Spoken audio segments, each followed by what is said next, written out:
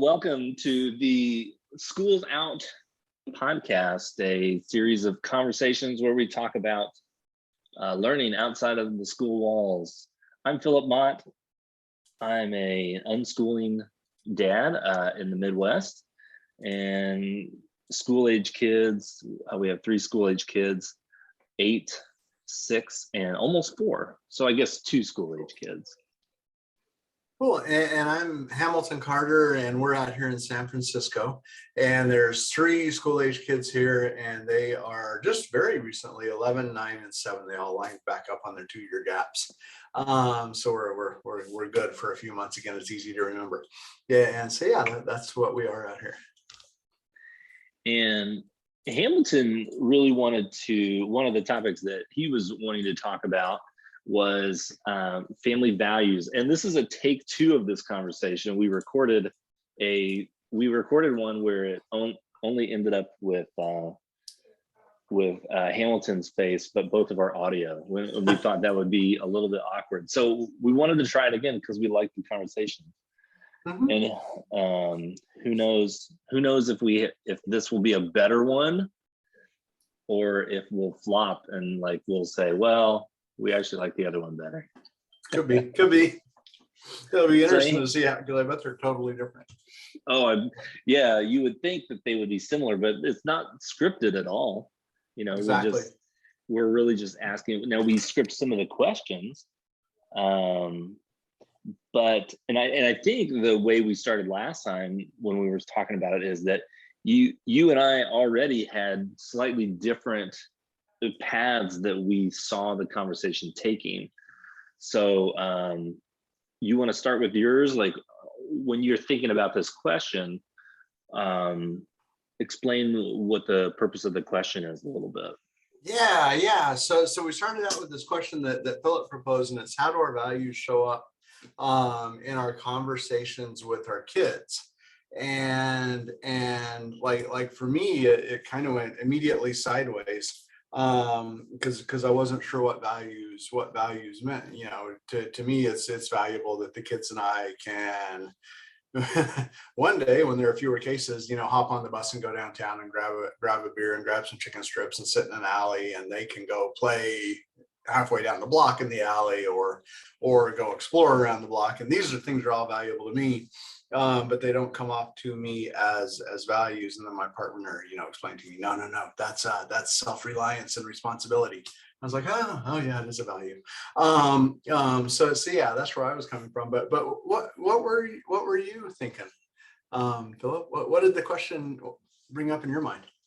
Yeah, I was specifically thinking about just the almost minute interactions that we have with our kids, and how those interactions leave a paper trail, so to speak, of our value system. And then we kind of laughed about this when we were preparing for the conversation. I don't think we had recorded it, but I had gone back in my head to a Jerry Seinfeld bit where he had said, if an alien is observing us on Earth, who might they assume is in charge between dogs and humans? And he makes the observation that, as he always does, that if you saw 2 beings and one is leading the other, and the other is cleaning up that one's excrement, who would you assume is in charge here? Exactly. And it just illustrates how that old adage of our actions speak louder than words. So I'm trying to think about, what are my values, and how do those really show up in all my interactions, not just with my kids, but our conversation is mostly about kids, but how do those values kind of show up in those interactions? Right on. Yeah. Actually, I was just talking to the kids who are about to take the dog so the dog can go swimming. So yeah, right there with you on that one. Who's in charge there? Oh God, it's the dog. The dog is 10 months old and is well, that was a whole other thing, but the dog is 10 months old and is now like 65 pounds. Oh man. So he's huge. So we're working on the dog not being in charge, but yeah, Yeah. to a large And degree, the dog's in charge. a dog that big is like a moving wall. I mean, especially around little kids, they just move and just knock kids over and stuff. Except maybe the 11-year-old. 11-year-old might be able to stand her ground a little bit. Yeah, the 11-year-old is like up to here now, and Yeah. so especially when they're without me, she's the one doing the dog management. And so yep. But yeah, it is, yeah. So what values do you think you're communicating, or what actions do you think communicate your values to your kids? Or have you ever communicated anything you didn't expect to?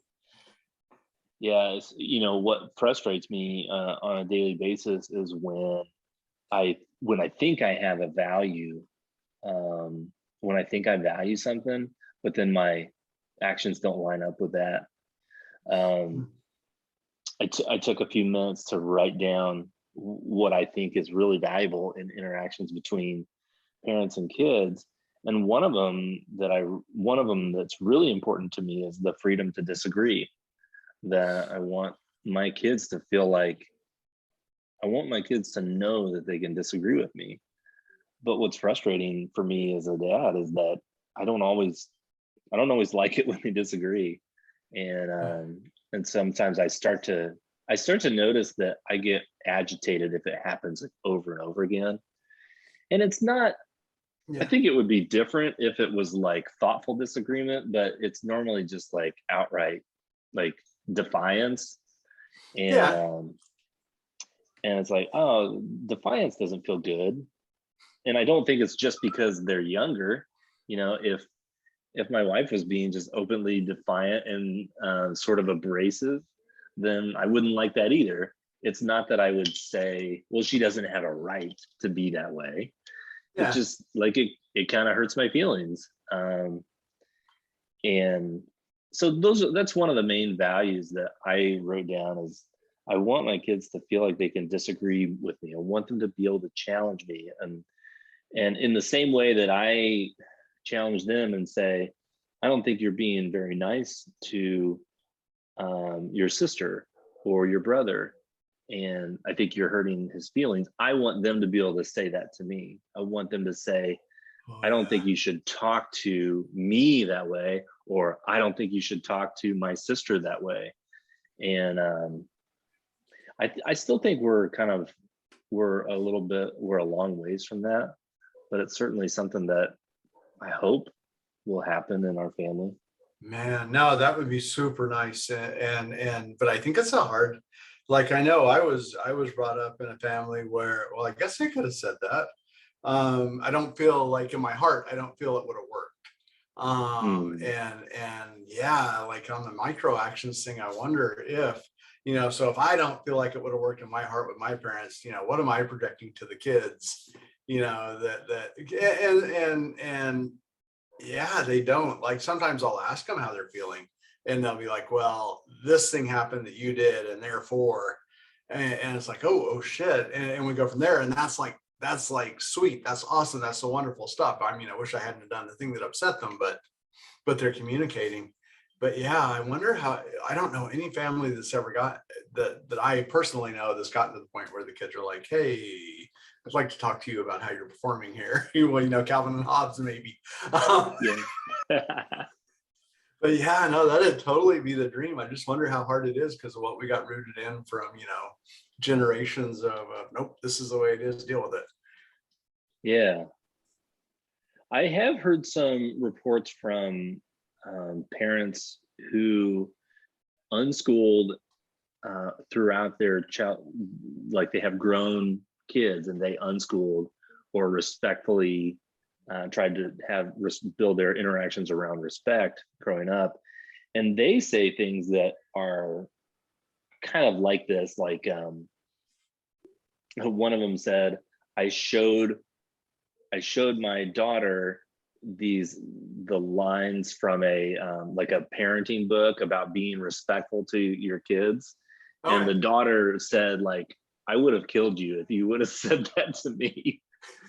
Like even even a book that is like trying to say this is the respectful thing to say, to the child, that doesn't mean it feels respectful to the child.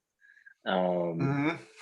And that doesn't mean that the daughter was right or that the mother was wrong or that the book is wrong, but there is a perspective, there is a difference in perspective.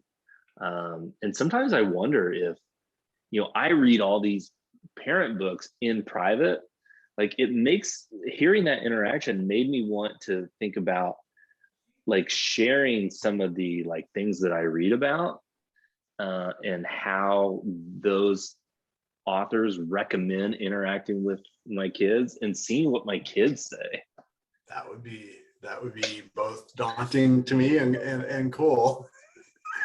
Yeah. I think I would be, and this is a bummer for me to have to admit, but I would be slightly terrified that I'd come across something in the book that I was just like, oh God, I am not doing that. And read it to the kids and they'd be like, yes, that's it. That's what we want, Yeah.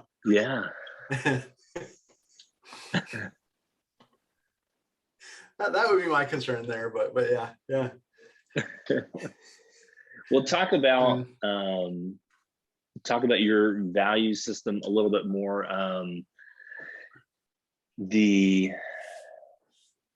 Let's explore this question. How do you keep your values in the forefront, and how do you know that you've sort of reached a zone of misalignment? Like, how do you know you're not aligned to your values? Wow. Wow. So my immediate response is I don't have a clue. You probably feel it out, right? You feel that something's amiss, and you're like, maybe you don't think to yourself, oh, I'm not aligned with my values right now. Yeah. But you feel a misalignment, right?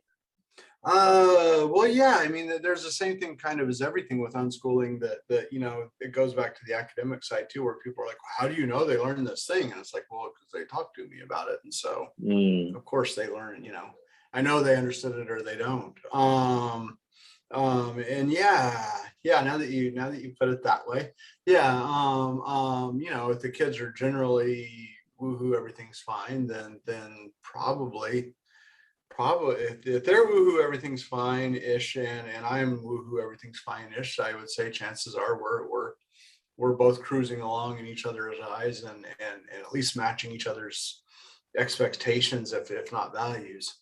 And if we're not, so then it becomes apparent probably to both of us. I know it becomes apparent to me eventually because I'm with the kids every day a lot. So yeah, that's probably how we do it. And then after that, it's talking, and pretty quickly and then thinking about what they want and what I've done and how we're getting there. So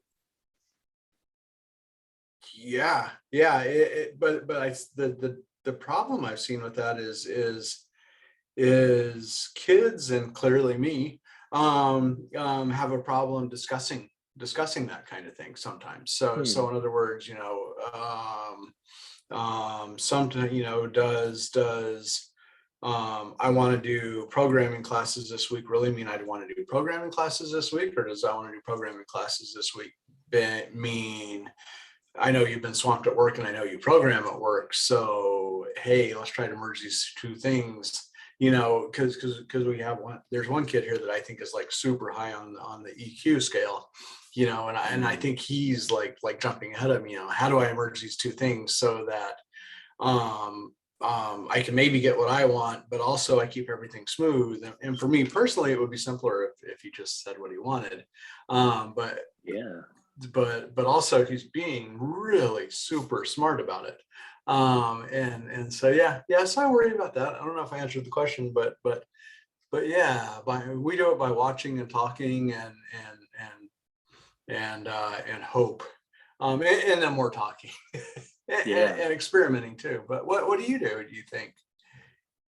I think one of the illustrations that, or word pictures that sort of came out while you're talking was trying to stay out of a corner, in the sense of we don't make good decisions when we're backed in a corner. So Yeah. and sort of our values fall to the wayside and we're just in survival mode. So making sure that I'm getting time to stay out of the corner, which normally means getting time to myself, spending leisure time playing board games with my wife.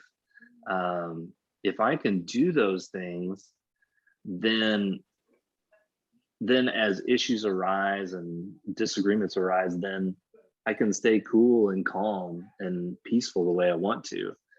But if I'm lacking and I start to feel surrounded, then I start to lose sight of my values. And, you know, I don't respect the freedom to disagree anymore. I don't respect that I want them to be able to pursue, things that are interesting to them, because I just start to feel selfish. I care. One of my values that I wrote down is personal space. But if I get kind of ramped up emotionally, then I care about my personal space even more, and I care about their personal space less. Yeah. So like, instead of us being on a level playing field and where both of our personal space is equal, I care about mine more and I care about them less. So I will impede on their space more readily if they're, getting on my nerves. Yeah. So I think staying out of the corner and staying calm is one of my biggest tools for keeping my values up front.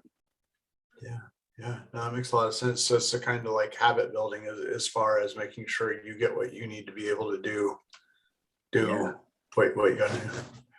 Cool. Now, I'll add to that. I think one of the biggest observations that I have in interacting in our culture is that a lot of parents aren't doing that. A lot of parents are not protecting their own calmness, and it's not that the majority of parents' value system is messed up. It's that they're not calm enough to maintain their value system. I think even some of the more authoritarian parents want to be nice to their kids and want to be peaceful and don't really want to punish, but they just, from my perspective, they're just so frustrated and don't believe in the power of caring for themselves that they lose their calmness and the values go out the window. It's hard to do. It's especially hard to do like when we had 3 under 4. Yeah. Everything's coming at you so fast. And yeah, no, it's I kind of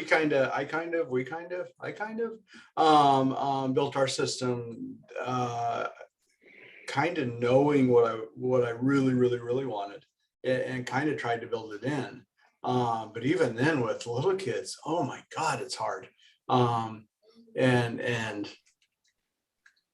yeah, I worry sometimes that people, especially with parenting books, are like, well, I want to do this thing, and this book says this thing is good, and therefore I must be doing this thing. And if I'm not, then I'm not a good parent.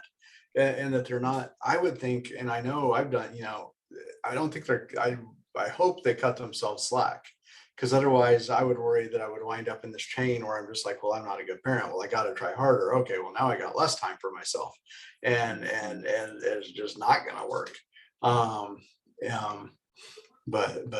But yeah. No, it's. I don't think enough parenting books really say how hard it is, as opposed to, well, if you do this thing, it'll just be lovely and it'll be all right. So.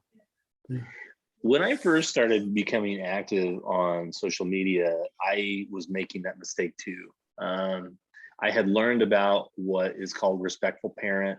It had changed my world. It had kind of turned my world upside down. I was approaching parenting from more an authoritarian perspective. And we were even going to pursue spanking. Our only child at the time was 1. And I read a book about respectful parenting, and it really just, it kind of blindsided me, but it just like opened my eyes to a whole new thing. And so I thought, well, I need to, since I didn't know about this, then nobody else does. Yeah. And I don't think a lot of people do, but yeah. And so then I started getting on social media and trying to share this content. And what I've learned over the last 2 years, especially as I've gotten more connected with the unschooling community, is that one, there are a lot of people who do understand it. And I've learned a ton from people like you and our friend Tirsa and grown unschoolers like Tay and Idzi, all fabulous accounts. And if I can remember, I'll tag all of their Twitter handles in the description. But not only did I start to learn from you, but from all of you, but I also started to display my process more, instead of just sort of like preaching and saying all these like platitudes. Is that the right word? Yeah, Platitude? I think so. Instead of doing that, I started like documenting my life a little bit more and documenting the ups and downs of being a respectful parent. And as I started to do that, I actually grew my following a lot more, and I built more community. And I've sort of put away the idea of like parent coaching and stuff like that. Like I kind of wanted to do stuff like that, but now I'm just like, I just want to be a part of a community and like feel like I belong somewhere. I don't really care about like I don't want to try to make money doing this. Does that make sense? Oh yeah, totally. And I am like so impressed with the highlight, not highlighting, but documenting the downside too, because that's what I really have. You know, we have lots of times where I'm like, oh dear God, that was horrible. And no, I don't want to talk about it. Yeah. Let's pretend that never happened. Yeah, exactly. My version of that is to say, you know what, shit happens, and you know, kind of what I just said, give yourself some space. Yeah. It's okay. You'll get past it. But yeah, so I think that's really cool that you're doing that, and I think that is really important, because I see people, and there was somebody on Twitter earlier this week that I've seen sites that you know, respectful parenting is lovely and nirvana and euphoria, and we're all off in a field smiling at each other. And then I see people that read these sites and get like really frustrated, because nobody ever does talk about what goes wrong. Like I can tell you for a fact, well, not for a fact in this house, so it's anecdotal, so what, but you know, every single kid got to be 2, and my theory is they could walk around and they're like, you walk, and they could talk and they're like, you talk, and then they were like, you know what, I can do everything you can do. Maybe, just maybe, I'm in charge now. And you can just see it. And it happened at 2, it happened at 4, and it happened at 6 with all, you know, they're like, oh, a little bit bigger. Maybe this is it. Yeah. And so we would have like, you know, every other month, I'm going for it, I'm running the house. And yeah, I got better at it, but I started out sucky at it. And so the downsides are coming, and I don't like to talk about the specific ones, but I think it's really cool that you do, because I see these people, getting back to my original point, I see these people that are so frustrated. They're like, I did all the things, and gosh, one of them that I've seen, you know, the site was that the site came off as saying, you know, you should never ever restrain a child in any way. And you know, in this, you would see these parents that are like, my one kid's hitting the other kid, and I'm doing everything you're saying, and da da da da da.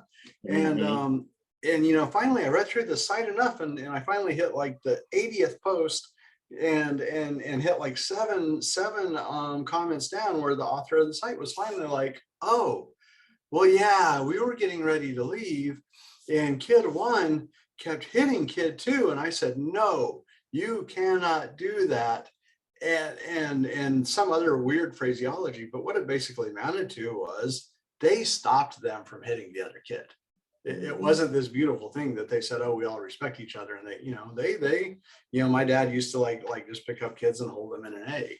And the kid was fine and the kid quit doing whatever. Yeah. But yeah, so far down, they finally admitted that, oh well, yeah, I restrained the kid when they're hitting the other kid because we don't want the other kid to get hit. Yeah. But yeah, there were so many parents that were just like, I'm doing what you said, and oh my God. And so it's really cool that you're brave enough really to say, okay, here's where we are, because it makes it so much easier, I think, for other people that read through it. Yeah. So It's worth mentioning too that I think that there are parents out there that it is euphoria for them. And I don't know what their situations are, but I mean, I follow a few people who it just seems to be wonderful for them. And I'm not necessarily jealous, or I'm not necessarily all that skeptical.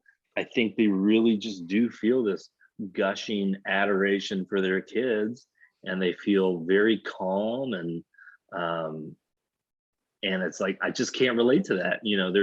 There's maybe too many things in my life that haven't gone the way I've wanted them to, where I can't achieve that yet. And maybe there's other things in their life going in a way that they can. So I don't want to say to people that I don't think it doesn't exist, or that it's not possible. It's but it's completely normal for you to take on respectful parenting and really feel like you can't do it the way that you want to be able to do it. oh yeah. Well, I think it's There were like a lot of learning. times in the early going, in the first 3 years, I think especially, it felt almost perfect to us. Like everything was working the way the books kind of describes. Like, this is great. Like, how in the world do people not know about this? But as we've started to explore like dismantling power structures in our family and reshaping our values, then the work has come more about how do we change ourselves instead of how do we form and shape our kids. I think if you stay focused, if a parent stays focused on reshaping and forming their kids, then they'll be distracted from their own inner work.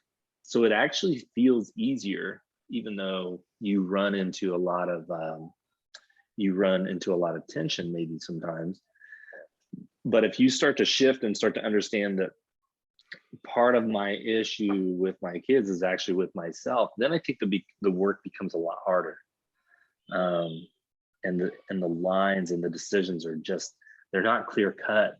You don't know what to do every day. Like, we have some issues going on with, we have some things going on with like toilet stuff and bathroom like etiquette. And it's like, we don't really know what to do here. We're trying to just navigate it respectfully, and like, but it's not ideal. And, of course I don't want to say, I want to respect my kids' privacy and like not talk about it too openly, but it's, there's tension there and we don't really understand it. And now the parenting resources would say, here's what you need to do to your kid to get them to do what you want them to do. But what I challenge the parenting resource is, what I want to say to the author is, why are you assuming that what I want is actually what's best for them? Yeah. Because it might not be. It could just be that that's what's convenient for me. That's what Yep. And so as it's like, well, maybe this actually isn't that big of a problem. And we actually need to do the work. And that's really tough day in and day out, to kind of have that constant conversation with ourselves instead of just assuming everything that I want my kid to do is the right thing. Yeah. No, we had a similar deal, maybe similar, with reading. Mm. the first, so the kids were in daycare for 2 years, and maybe daycare helped out. The first kid learned how to read time she was 4, she was reading everything. And the second kid had an older sib who could read things for him, first of all. And second of all, just was not interested. And it would have been like our personal values were, you know what, life becomes so infinitely much easier for us when you can read, because we will send you into the building and say, you know what, go to the bathroom, it's off to the left. But if you can read the sign, you get inside and you're like, restroom, done, I'm in. But if you can't read the sign, then you wander back out and I don't know where it is, or maybe we shouldn't send you at all because we don't really need you milling around all over the place. And so to us it was kind of huge, but to him it was no, I don't care. And we tried to push it, and he wasn't belligerent, but I'm actually really proud of him. He was very obstinate in taking up for himself that, you want to read this? Yeah, that's a K and an L, but you have to look at the letters. Okay, it's an M and an N. Yeah, and we did that for years. And then he got to two things he wanted to do. He wanted to play video games that he needed to read, and he wanted to be able to wander around town by himself like his older sib could. So he needed to be able to read bus signs. And at that point, he's like, okay, now's the time. But yeah, no, trying to push our values. Trying to push our values that time just didn't fit, didn't work. And I think kind of coming back to values, which you started to do anyway, and sort of winding down the conversation, is like, I just want to say it almost reflecting on the conversation again, that like our values show up to our kids in so many ways. And I think what I'm coming to the conclusion is that if I can show up calm, the values that I really want to portray show up more often. But if I show up to the dinner table or wherever I am with my kids, if I show up tense and I feel like I can't make the choices that I want to make, then other values that we don't really want to show up start creeping in. Yeah. Yep, they do. Along those lines, I've always felt like parents kind of have like a bias, in which this is, I don't know, hippie stuff or whatever, if you want to say, but have a biofeedback loop with their kids.